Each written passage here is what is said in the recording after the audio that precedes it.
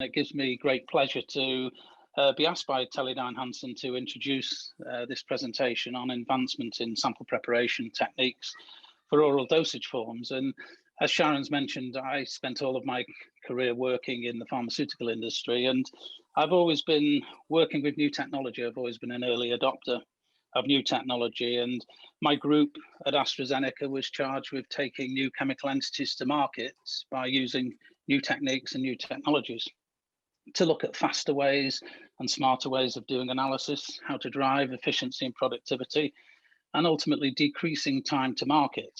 And ultimately that's about making better decisions.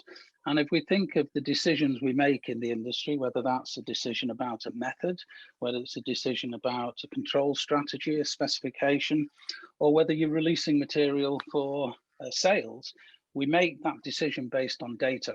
And that data is generated from a sample that has to be prepared. And for that reason, that puts sample preparation center stage. It's one of the most critical activities we do in the laboratory. If we get it wrong, we get the wrong result, and therefore we make the wrong decisions. So why would we focus on solids? Well, the simple fact is the vast majority of formulations we take are oral dosage forms, tablets and capsules. It's the easiest route of administration. And around 80% of the formulations that we take today are tablets and capsules. And therefore, in the industry, the majority of analytical chemists are working on tablet and capsule type formulations. So it's the right place to focus. And if we think of sample prep, if we think of a tablet, we have to extract our analytes of interest, whether we're looking at stability samples, whether we're looking at assay, uniformity, or whether we're doing something very specific, maybe looking at mutagenic impurities at trace levels. We have a responsibility to extract our analytes essentially as quickly as we can to a high recovery. And ultimately, we need to do that reproducibly time and time again. It has to be precise. Our methods have to be rugged so that the data that we generate and the decisions we make are the right decisions. And that's the real challenge. The sample prep is the bottleneck in the laboratory today. And if we look at sample preparation, if I reflect on my time in industry and the time that I've spent whilst I was at Waters talking to customers about unmet analytical needs, I think it's fair to say that, greater than 70% of all samples that are prepared in the laboratory today are done manually. We're using mortars and pestles and grinding formulations, putting those powders into conical flasks with solvents, sonicating, shaking, filtering, diluting, pipetting. And that's a time-consuming process. And it's also estimated that about a third of the time an analytical chemist spends in the laboratory, they actually spend on doing sample preparation.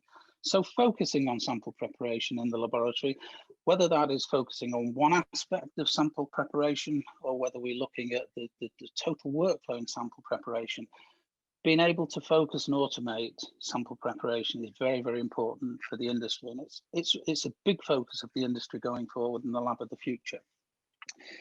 The other thing I would say is if I reflect my time in industry and looking at the out-of-specification investigations in the analytical chemistry groups that I've managed, I would say that over 90% of all of the OS results that I've looked at have been attributable to analytical issues, not related to product defects.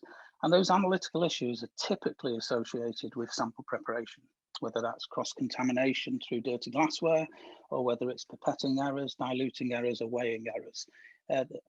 Fundamentally tend to be related more to human errors, analytical type errors than product defaults. So sample preparation is really important. It has the biggest impact on the analytical result. And unfortunately, manual sample preparation can be variable and can be error prone. And those errors lead to time-consuming rework. Samples are put into quarantine, wasted supplies, poor sample data, and can impair projects.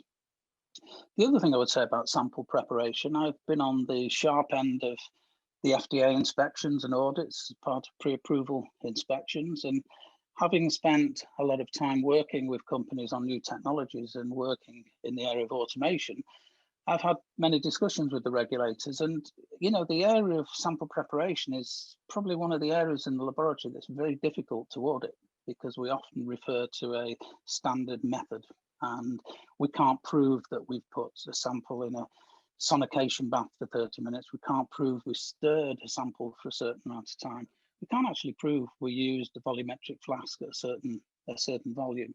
So sample preparation is important, and actually automating sample preparation is important. Sample preparation is the biggest backlog in the laboratory today. We see far more samples in the laboratory today than we ever did before.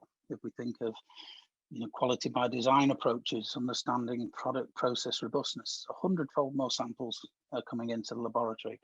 And we've done a great job of speeding up analysis around that. And now we need to focus on bringing the right technologies to play in this area of sample prep. And there are some great offerings, whether we want to automate a certain aspect of sample prep or whether we want to automate the full workflow. So just to finish my introduction, if we look at the drivers for automated sample preparation, accuracy, we want higher quality results. We want results to be right, whether we're analysing in laboratory A or laboratory B, whether we're transferring our methods from site to site, country to country. We always want the data that's prepared from the samples, the data that's generated, we want that data to be high quality. We also want to have good data integrity, and therefore removing procedural errors, removing and minimizing analytical errors can improve data integrity. Being able to automate in a way where we can capture information of key sample prep parameters increases regulatory traceability, and that's a real focus for the regulators. So automating steps in a workflow of sample preparation and being able to show that you've done what you've said you've done actually increases that regulatory traceability. Out of specification investigations are costly. They can put batches into quarantine, and as I've mentioned, in my experience, a lot of those are due to analytical variability. So by using automation, using robots, we can reduce these costly out of specification results. And everybody wants to increase efficiency, increase the speed and throughput. And as I've mentioned, sample preparation is a bottleneck in the laboratory. And I had the privilege to be the main collaborator working on faster chromatography, the development of UPLC and UHPLC.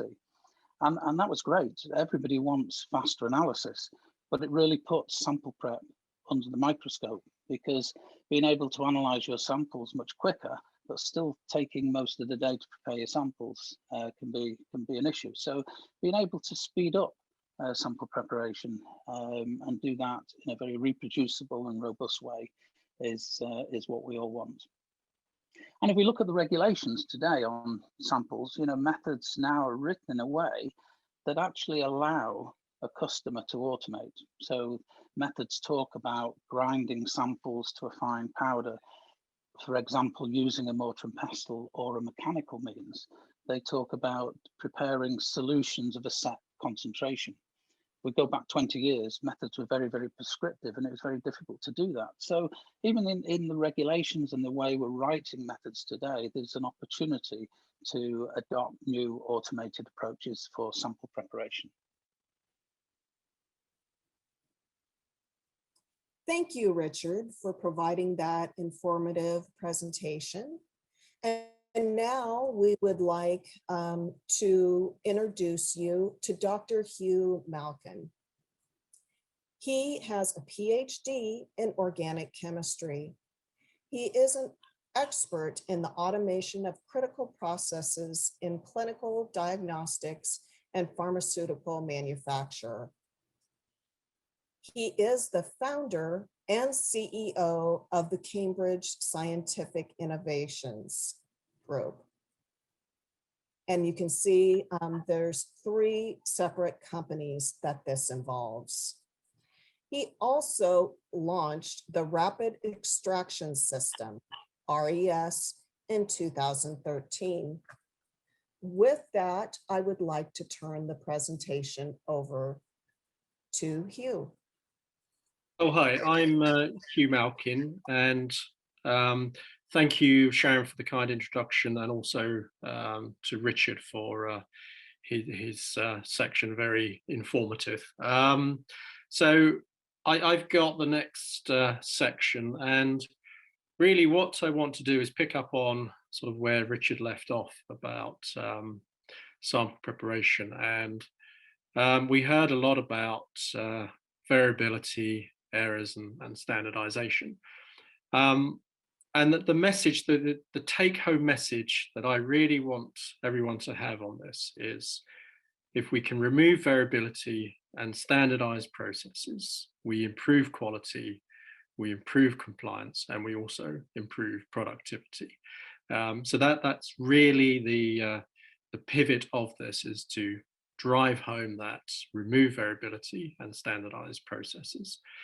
And I'm sure many of you already know, but just a sort of a recap on what is content uniformity. So content uniformity evaluates the consistency of the amount of active pharmaceutical ingredient within the tablets, or the solid dosage form, as we like to say, the SDF. And the acronym for the active pharmaceutical ingredient being the API. As an example, there might be a tablet that would weigh 100 milligrams, and the actual API, the active pharmaceutical ingredient within that, is only 5 milligrams. So it's about proving that there are 5 milligrams of the active within that solid dosage form. You'll also be aware of the USP 905 and the specifications around that. So when you look at the API within a solid dosage form, you're looking at that claim, the product claim, within a narrow range around the label claim. And that's what the USP is about for the uniformity of dosage forms. Products can either be tested in single dose, which is CU, or content uniformity, and bulk assay mode, or assay, as many people would refer to that. Accurate and repeatable sample preparation is essential to this, as obviously highlighted by Richard, and I will be sort of going over that quite a lot in my part. Many mistakes, or quite a few mistakes, do happen during the sample preparation process, and a lot of that is down to unrepeatable and inaccurate ways of working, and that's no fault of the person in the laboratory. It is just using the tools that are available can make this very difficult. So samples must be thoroughly disintegrated and completely dissolved prior to analysis. And this needs to be consistent. Without robust standardized methods, this can be very difficult to do. There's a lot of excipient in the solid dosage form, and you're trying to extract the API. So you won't always have a nicely clear dissolved solution. You'll have excipient. So how do you know the API has gone into solution? And visual checks they don't work in that case. So having a well-tested, thorough and robust method using technology that can give you that will improve things no end.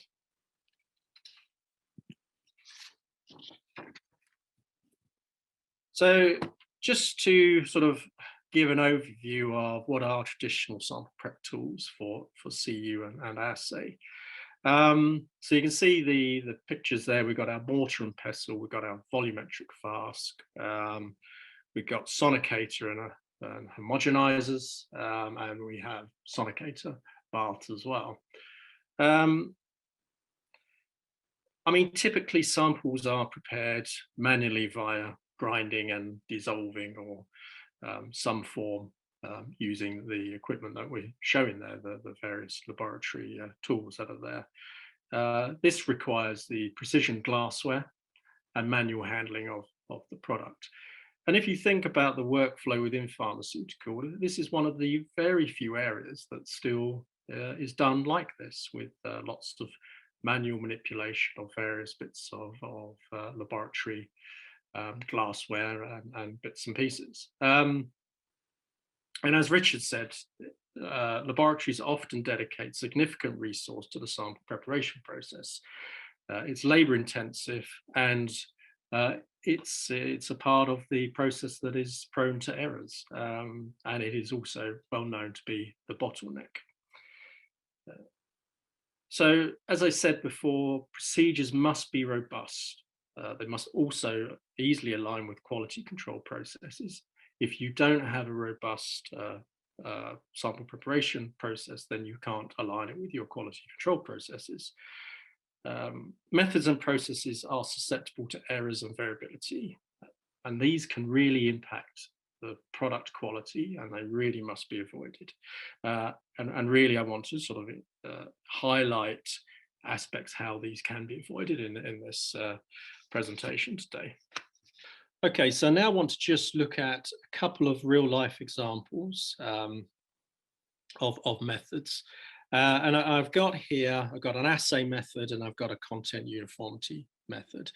And these are real methods used in a pharma lab today. But let's just concentrate on the one on the left, the assay method. It's the same as the content uniformity in the points that I want to raise. So starting with number one, we got to weigh 2 times 10 tablets and transfer tablets into an appropriate volumetric flask. Okay, that's quite straightforward. Could be a problem if the tablets are large and they won't go into the volumetric flask, but overall that step is generally okay. So we go to step 2, add appropriate amount of methanol water 1:1 and shake for 30 minutes. Okay, so what does shake mean? If we took a few different people and we said shake, we would get variability because everybody would shake slightly differently. If we put that on a shaker, depending on the shaker, the calibration of the shaker, the way it's being clamped, etc., it will shake differently. And actually, you can see that that's the case when you come down to the next couple of points. Number 3, check to ensure the tablet is disintegrated. I have no need for a check step. So there you go, straight away. We're causing problems because of a poor part of the method. And then if we go to step number 4, if not, i.e. if it hasn't disintegrated, then we need to extend the time of shaking. So we've added a variable in there. We've done a check and then, okay, hasn't gone, so I'm going to shake for longer than 30 minutes. And that's a variable, and that's really not very good.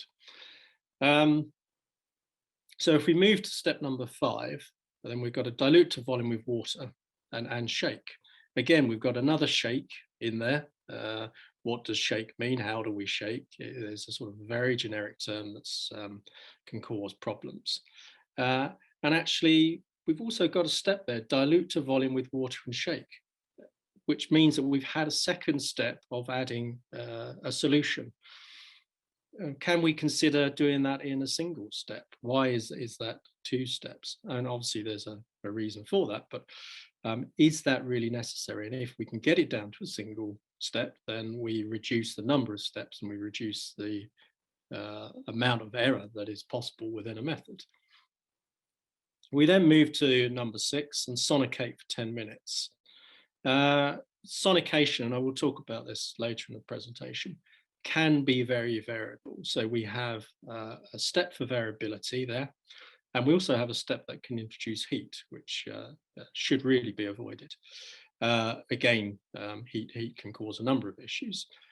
If we then move to step number 7, we've got shake strongly now. So, okay, we're shaking, but this time strongly. And again, it's a very variable time.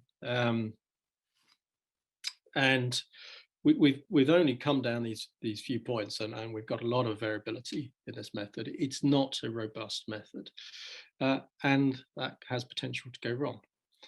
So we shake strongly, and then we allow to settle and cool for at least 30 minutes.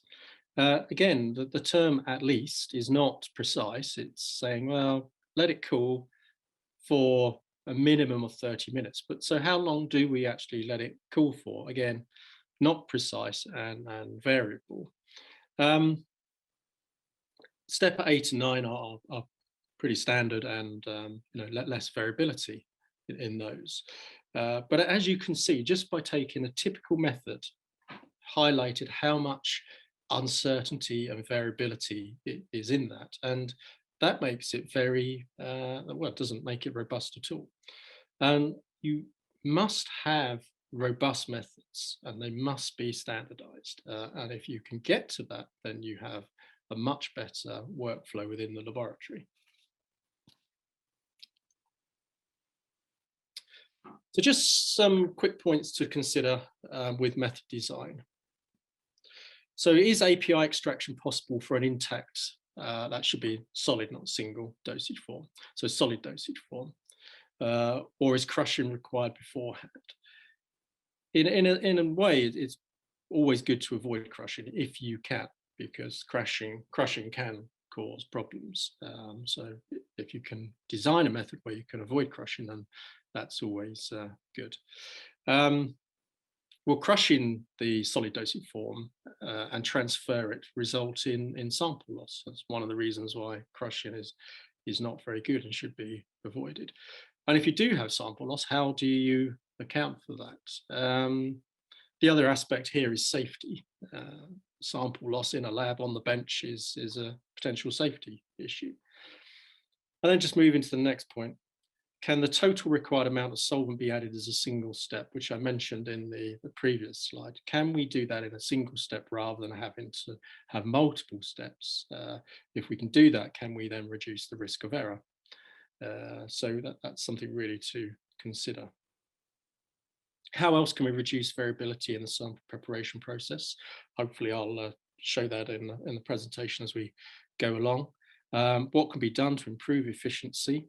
So really, I mean, if we think about this, the amount of time of manual labor in the lab is great, a huge amount of time. If we get robust and standardized methods, we will improve efficiency within the lab. And then just on to the last point there, how do we avoid problems due to heating, cooling? Devices such as Sonication, whether that's a sonic probe or a sonic bath, and also high-speed shearing or blending, these can produce heat. And when we have heat, we have cool down steps, and it really needs to be avoided. So there's some points to consider when we're looking at method and robustness of that. So just going back to the items I showed on a few slides ago, what are the pros and cons of these? So we got our mortar and pestle, very widely used piece of lab kit, and the pros are that it's affordable, it's widely available, it's simple to use, and because it's simple to use, there's minimal training and instruction required. But if we look at the cons now for this, so it's non-captive crushing. You have potential for sample loss. That's inaccurate, and also it's a safety problem. It's very hard to have a record of use or a log of this for QC and an audit, so which isn't ideal. There's a potential for inconsistency of crushing. Again, like our shaking, if you gave several people a mortar and pestle, they would all crush it slightly different. Some would be uniform, some wouldn't be uniform, some would be crushed more powdery than others. So you have an inconsistent step there, which isn't good. A mortar and pestle isn't great for all formulations. It can be hard with high polymer content formulations or products that have been highly compressed during manufacturing. So you do have issues with a mortar and pestle. It does require cleaning, and whenever you have cleaning, you also have a validation procedure. And if it's multiple use, you always have the cleaning, and with that you have carryover potential. So a good, quick, affordable piece of lab equipment, but also comes with the downsides that I've just described. So just moving on to the volumetric flask, everybody will be very familiar with these. Like the mortar and pestle, very affordable, widely available, simple to use, minimal training and instruction required. In fact, if you take a population of analytical chemists in the laboratory, they are very good at filling to the line and accurately dispensing. They do it really well. So you tend to get fewer errors in that area than anywhere else. But like the mortar and pestle, we do have cons. Normally requires make to volume step. So we've got multiple steps, which if we have multiple steps, we have potential for error. Again, like the mortar and pestle, no record of use or logs for QC can be problematic. How do we know we use that? So always a question mark. I mentioned earlier, if you have a large dosage form that you want to put in there without putting it into a powder form first, it can be problematic if the tablet or capsule is large and won't go in there. And then you've got the sort of logistical problems, a large amount of space required for storage, both during use and with storage. Breakages and replacement due to scratches and just worn out, which makes it harder to keep clean. And then if you can't keep it clean, then obviously you have carryover. If you've got cleaning, you have the cleaning validation. Also, glass where in the lab is a hazard, and there are many hand injuries every year due to glassware. So now just moving on to our sonication bath and our homogenizer. So the pros, they are affordable, relatively speaking. Obviously, they're more expensive than mortar and pestle and volumetric flasks, but compared to a lot of equipment, they are inexpensive. They are widely available. They are simple to use, and that's because they're simple to use. Minimal training and instruction is required. The cons, on the other hand, it's quite hard to calibrate these, and I will go in a few slides more about why sonication is quite hard to calibrate. So, and part of that is to do with the variable nodes of energy, and I will talk about that more on the next few slides. You also get heat generation, which impacts sample stability and evaporation, and may require cool down steps. Again, not so good for efficiency, and also it's a variable. So you get noise pollution, as I'm sure all of you know. It can be quite uncomfortable if you have to be near an active homogenizer or sonicator or sonication bath. They are noisy and unpleasant noise at that. You have the cleaning and cleaning validation burden again, and there is carryover potential. And like the mortar and pestle and the volumetric flask, there's little or no compliance really with these. You can just state in a method that you need to use one, but how can you demonstrate that that's what you have used?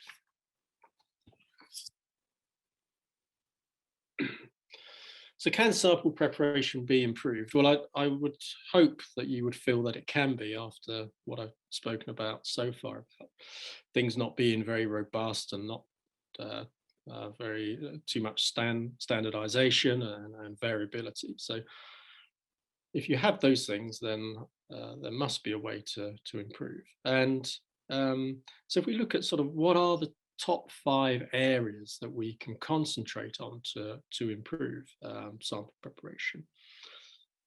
Here's that word again, variability. So number 1, if we can reduce variability, and if we can choose equipment and procedures that provide more reproducible results within the method parameters, we're on to a really good start. To just give you 2 examples, we've got 2 tablets.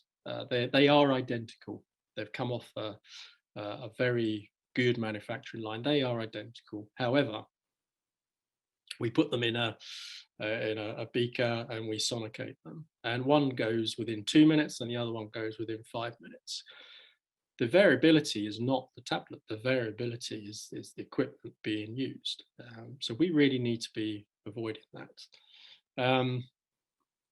Just moving to number 2 there of our top 5 improvements. Human error. No matter how hard we try, we will make mistakes. And the more steps that we have to do, the more mistakes we are likely to make. So we really need to reduce the human error. And this can be done, as I said, by reducing the number of steps or using tools to help us do that. If we are using equipment, is it easy to use, and are there clear instructions? For instance, if we go back to our method, our assay method, and we have terms like shake or shake strongly, what does this mean? We really need to avoid those types of situations that can bring error into our workflow.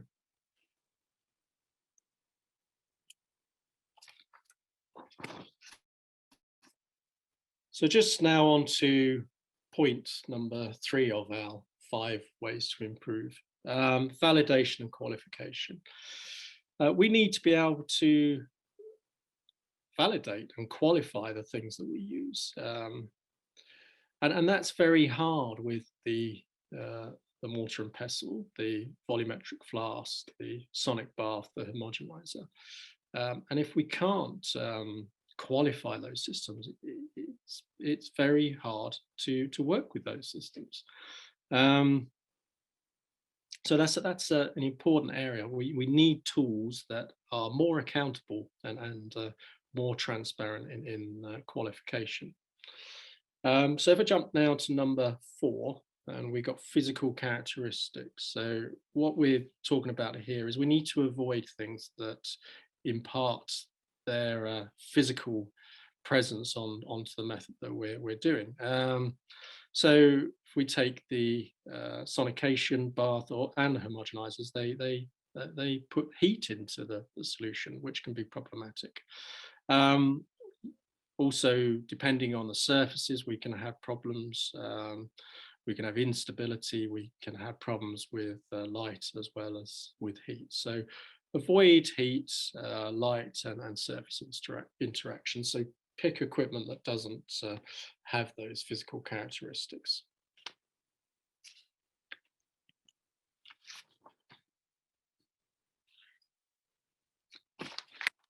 So just going on to point number 5.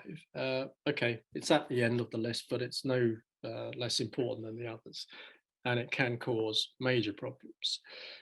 Cleaning and carryover. We really need to be able to address this and not have a question mark over cleaning and carryover, and also the cleaning validation.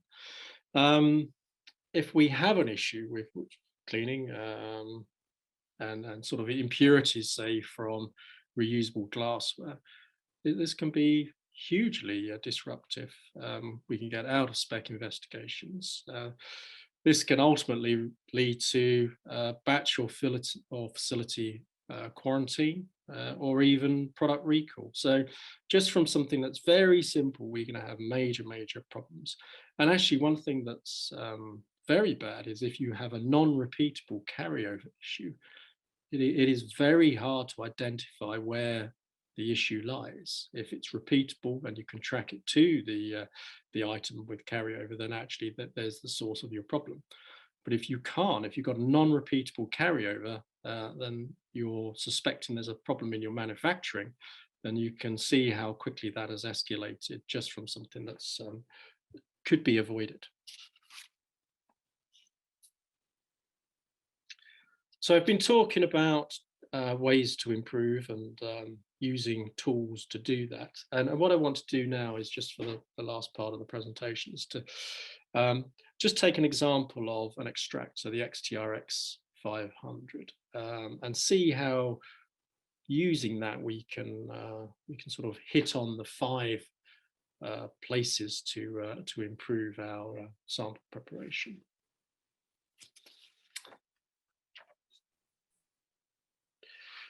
So I'm now just going to play a video of the extractor. So I'm taking a pouch, and this is a 100 milliliter pouch. There's 100 or a 500. I'm just writing some info on the pouch. It also has a barcode on the pouch for tracking. Loading the pouch onto what we call the cassette, and then just clipping the pouch down and bringing the hinge into place. There's a second hinge, and I'm pulling a tab down, and now I'm putting my solid dosage form into there. In this case, just a single. Doing this in a single step with crushing and mixing at the same time. Obviously, I haven't measured that precisely, but you can do that clearly. And now I'm going to load the cassette onto the unit and do a simultaneous crush and mix at the same time. And this will quickly and uniformly crush my sample and mix thoroughly at the same time.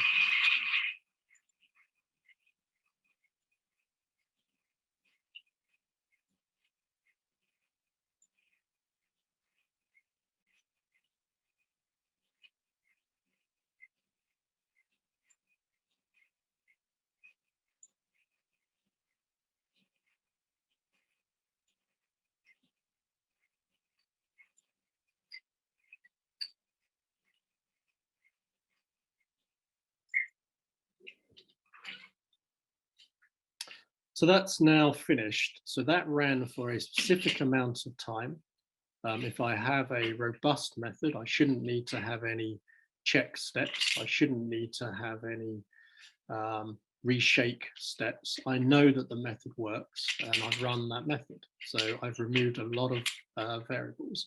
I'm now just simply putting a cannula into the solution, the mixed solution. The extracted API is in solution. I'm bringing that out using a syringe. Doesn't have to be accurate on the amount that I'm having here. I'm not concerned about that at this stage. I can then simply filter the solution by adding a filter to the end of my syringe. And in this case, I don't need to do any dilution steps. I can go straight into my HPLC vial, and then I can put that on for analysis. But I think what I've shown here is that with a tool like this, we remove the variability, we remove the question marks within the sample preparation. And the next person to use this, or if I use this again, are going to get exactly the same result because there aren't any variables. So we have a robust process. And not only do we have a robust process, we have one that has an audit trail and one that has a level of compliance. So by using a simple tool, a laboratory tool, versus the ones that we've mentioned earlier, we completely change things. And I'm now just going to move to the next slide. Okay, so I've just given a very quick, just had a very quick video demonstration of the XTRX500 in practice. And now I just want to quickly look at a bit of data to highlight points about robustness. So on the right-hand side, we have the extractor, and on the left-hand side, we have an extraction using a sonic bath. And what you can immediately see is that the extractor did this in 3 minutes. A sonic bath did it in 25 to 30 minutes. But it's not always about time. We do talk about time a lot. It must be better because it's quicker. But generally, if you do something that's quicker, it becomes more robust and repeatable. And it's that robustness and repeatability that is very important. So in the case of the sonics, you're not really getting full recovery until 25 to 30 minutes. So there's a lot that can happen in that time. And if you look at that there, at T0, it was 25 degrees C. And at T25, we'd gone up to 37 degrees C. So we've got an unwanted variable in there, which isn't good. And you can obviously tell by the length of time this has taken that this is a prolonged release formulation. So with the extractor, we're getting good, solid, robust extraction from 3 minutes. So we could maybe set our method at 5 minutes and know that everything is going to be good. And we got a nice, robust method. If it fails, then we can say, well, it's not the method. There must be something wrong with the formulation. So it's very key to have robustness in the tools that you're using. I just want to, I have mentioned about sonic energy, and I said I would mention why it can be bad. And so sonic energy has to couple through, or first of all, it has to couple through the water in the water bath. If you're using a sonic bath, or if you're using a probe, it would be different. Then it has to actually couple through the glassware, and then finally through the extraction solution. And this energy, it's sort of in nodes. And if you ever look at a sonic bath, you'll see these nodes moving around on the bath. And if that node isn't at the position of the solid dosage form that you're trying to extract in your solution, then actually you have variability. That node is not working on your solution at that point in time. So when you have a piece of equipment, you want to know that it is working and acting upon your extraction all the time for the time the method is running. And you can clearly see the variability and time difference there between the sonic bath and the extractor. So just a little bit more about the extractor. We have mentioned previously about carryover being a big problem. And that's why the extractor was designed with single-use pouches. There's two pouches. There's a 100 milliliter pouch, which will take 25 milliliters through to 100, and there's a 500 milliliter pouch, which will take 100 milliliters through to 500 milliliters. They are made of polypropylene, and it's 100% polypropylene. I'll show on the next slide. There's jaws and there's a reservoir, but yeah. So the whole pouch is made of polypropylene. Apart from there is a label on there. The good thing about having 100% polymer is that this makes it much easier to recycle. If you have mixed polymers, that's where the problems with recycling occur. So for the environmentally conscious aspect of this, you do have a way of recycling using a single polymer, but you're also solving a really big issue, and that is that of carryover. The other thing that is really good here is that you can introduce the solid dosage form directly into the crushing zone. And once it's in that zone, it's captive. It's unlike the mortar and pestle, where you don't have a captive sample. So you can have, you don't have an issue with loss of mass. I mentioned no carryover because it's single use. It's captive, and again, you can, because of this, you reduce operator exposure to solvents and the API. So we've got a safety aspect there. Because of single use, we don't have the glassware cleanup and all the operations surrounding that, and we also don't have to have the validation or the cleaning validation. So just on to next slide here. So we have this is what we class as the jaw, and this is where the crushing happens.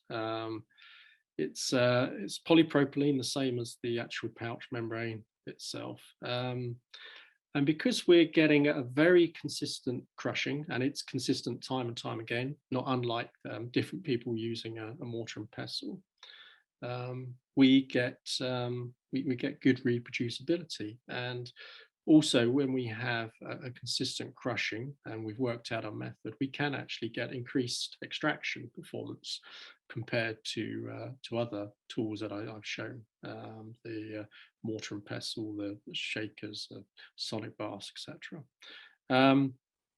So we have a captive crushing zone that gives good, robust reproducibility. So again, really good for sample preparation.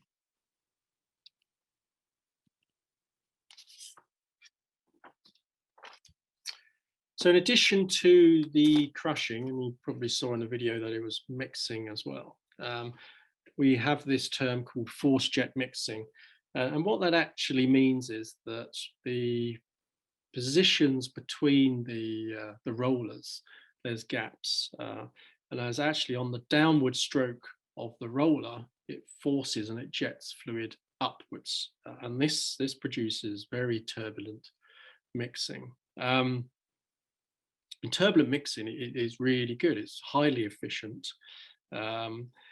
If you mix using a homogenizer or a stirrer, you set up a vortex, and a vortex doesn't have a full turnover of fluid that often, actually. Things just move around in a circle. Whereas if you have this turbulent mixing, there's far more chance of fresh solution that isn't saturated with API, for the API to go to find that solution and get extracted. So between the mixing and the pulverizing, the high frequency pulverizing, the crushing, which is consistent, we get this, we get really good extraction and consistent extraction. Just quickly looking at some of the features. I said about the performance, and that's due to the force jet mixing and the high frequency pulverizing. So what you want is you want something that will give you performance, but you want that performance the same every single time, and that needs to be regardless of the location of where it's being done or who's doing it. So if you can remove that variability and get good performance, then you really are starting to improve your sample preparation greatly, not just by a tiny amount. You really do make some big gains at that point. If you're using something, you want it to be versatile, and the system in this case is it can dry crush, it can mix only, or it can crush, and it can do simultaneously. And because of that, you can use it for a wide range of formulation types, both immediate release or prolonged release, and also different types like tablets, capsules, powders, lozenge, granules, gels, suppositories, quite a lot of different things. We have a good working range. Well, it's actually 25 to 100, and then 100 to 500 with the larger pouch. So we can cover content uniformity and assay with that. So we have the good versatility there. Compliance, if you compare it to the items that I showed previously, and we have great compliance now. We've got something that will do exactly what we've asked it to do consistently and robustly. And if you think how that improves your compliance, that's great. You can easily answer if someone says, prove to me that extraction there went for 5 minutes. Well, you just show them the method on the thing, and there you go. It ran for 5 minutes, no checking, no variability, no questions over how hard did you shake, how long did you shake, how long did it cool down, etc. So you really are improving your compliance now. You can also do methods, and you can lock those methods. So again, you have another layer of compliance, and there's also a QR code on there which tracks everything. Again, another tick in the compliance box.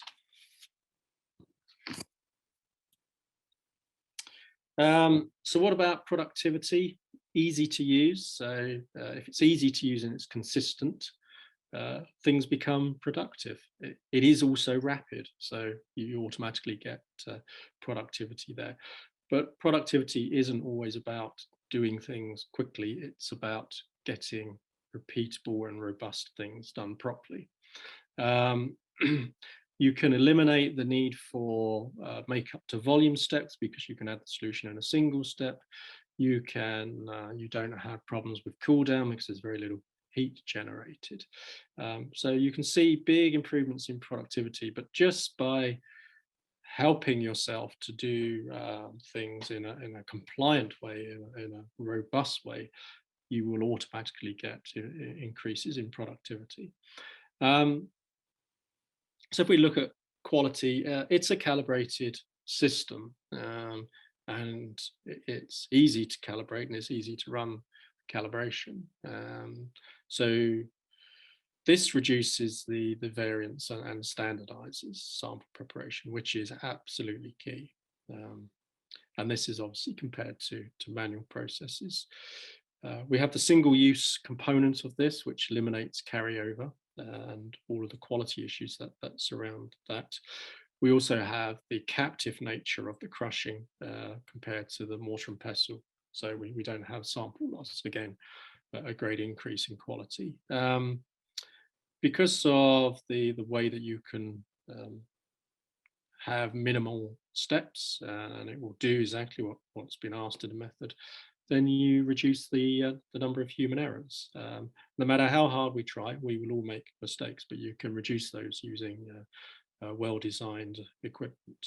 And then we've got the health and safety aspect. It's a closed system.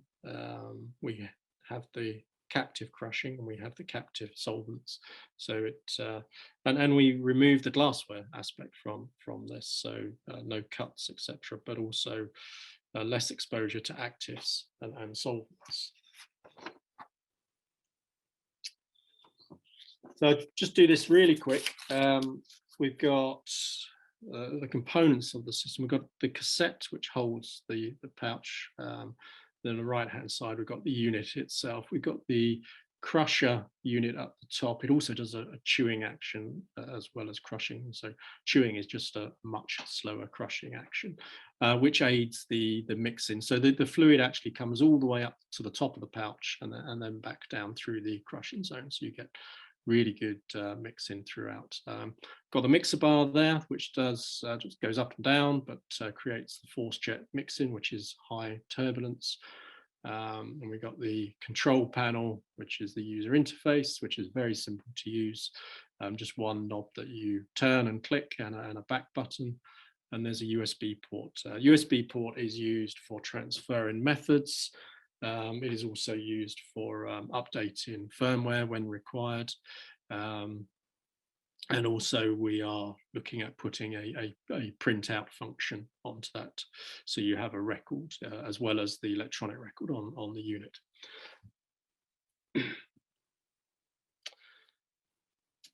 So just looking at the interface in a little bit more detail, you can have methods and you can protect those methods with a 6-digit password. So that gives you some good compliance. You can do all sorts of things. You can create, view, edit, copy and delete methods from the user interface. You can set up the crushing and the mixing times and they're controlled independently, but it's consistent. So you say my method is 4 minutes, your method will be 4 minutes, and my crusher ran for 2 minutes of my 4 minutes, and so your crusher will run for 2 minutes of your 4 minutes. So it's very consistent compared to maybe the mortar and pestle crushing and the sort of some of the variabilities in shaking, and also variabilities with using sonic baths, as I said about the energy moving around and not acting on your sample. There's 2 modes. There's immediate mode, or there's the method mode. The system can be locked, as I said, or the methods can be locked. So you can just get your methods and click on the method and off you go if someone has done the method in the first place. And each method, if you do a method, you can have up to 30 individual events within that method. Though to be honest, the number of steps, we rarely see more than 1 or 2, maybe 3 steps needed for a method. They are very simple, very consistent. So hence very little method development and no variation.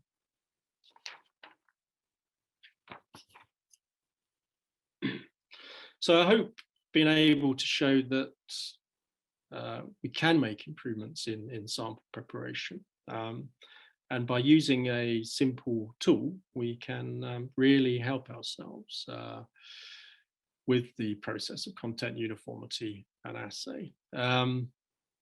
What I really want to finish with is the key message, and that is, if we can remove variability and standardize our processes, we improve quality compliance and productivity. And that really is the key here. So thank you for your time and look forward to your questions. Well, thank you, Hugh and Richard, for sharing your expertise. And we are now opening for any questions. Please use the Q&A function within Zoom. If we are unable to cover your question, we will answer after via email. Our first question for Hugh is regarding the alert generated by XTRX regarding pouch volume at the beginning of a test. How does XTRX detect the pouch volume in order to determine there is too much or not enough volume of solvent in the pouch? Well, thank you, Sharon, and thank you for the question. Can you just confirm that you can hear me okay? Yes, perfect. Well, that's quite a simple one to answer, in that the XTRX is a tool, and it does rely on the user to fill with the correct amount of fluid. There isn't a low detector or a high detector on it, so it would require the user to put the correct amount of fluid in. Okay, thank you. Our next question is, do you have 10-channel sample prep for content testing? I'll take this one again, Sharon. It's you again. No, in the case of the XTRX, it's a single pouch per time.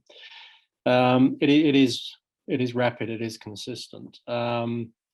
So rather than developing a very large system with 10 channels, it's pretty easy to run 10 samples and then do your analysis at the end of that. So that's why we avoided the large machine, expensive machine with 10 channels. We wanted the flexibility of a single unit. It's relatively inexpensive as well, so hopefully you could have multiple units and then just run, I don't know, several at a time, and then do your next steps after you take the solution from the pouch. Okay, we have another question. Sorry, Sharon, just so I mean, it can be used for 10 samples, but they're obviously consecutive rather than simultaneous. Thank you for your clarification. Okay. Do you have filtration unit connect with the instrument?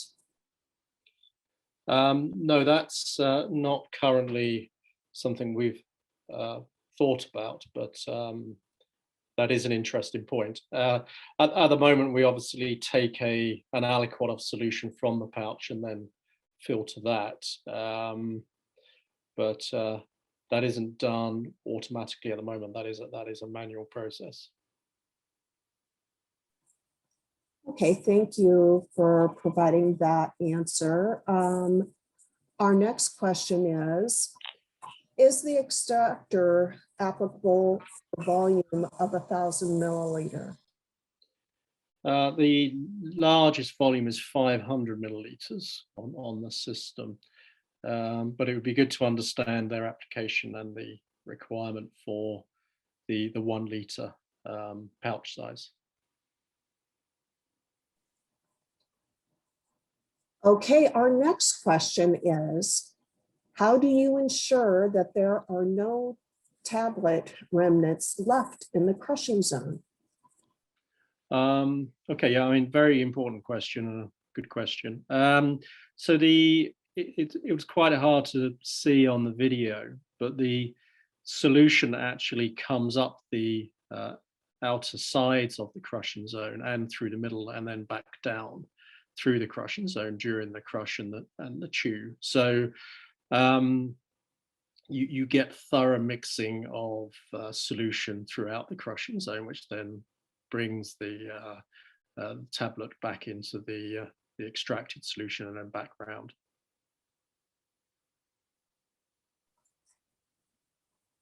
Thank you for providing that information. Our last question is it possible to print the test methods? Is it possible to print test message? It is with an output of a file, but that's not a straightforward way of doing it. But we are in the process of specifying a printer that can be put onto the system, which is connected directly through the USB port, and that will print out the method. If the question is asking about can they just print the methods and not the, I guess, the result of the extraction, to say the time and the date and the method parameters, then that's something that can be done. It's a little bit more difficult, but can be done, and we can provide the instructions for that.